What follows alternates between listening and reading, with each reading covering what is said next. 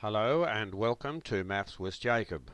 This lesson will focus on adding simple fractions worksheets.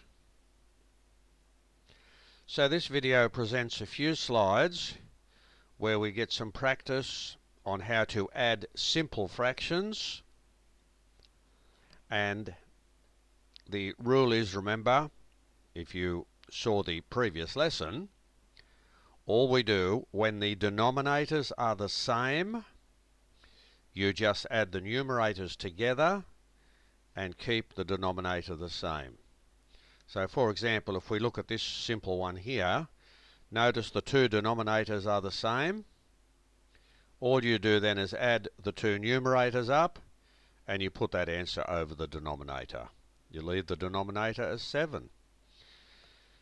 Now it's the same for all of these.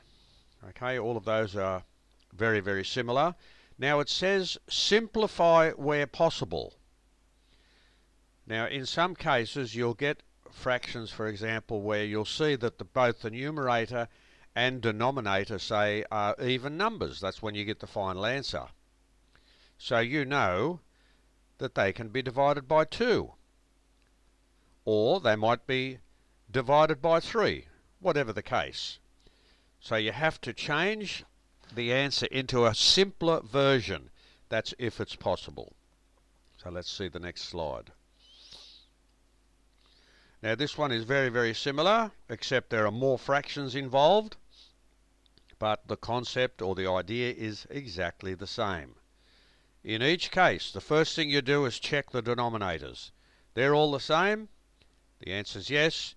Add the numerators together and then put that final answer over the denominator. Have a close look to see if it can be simplified, and if it can be, then please simplify it. Now in some cases the answer will be an improper fraction. So you'll get the numerator is larger than the denominator. So all you do is change it to a mixed number. So if you need extra guidance or assistance to do this particular worksheet or those worksheets on this video, at the end of this video, that is on the next slide, you will see a link.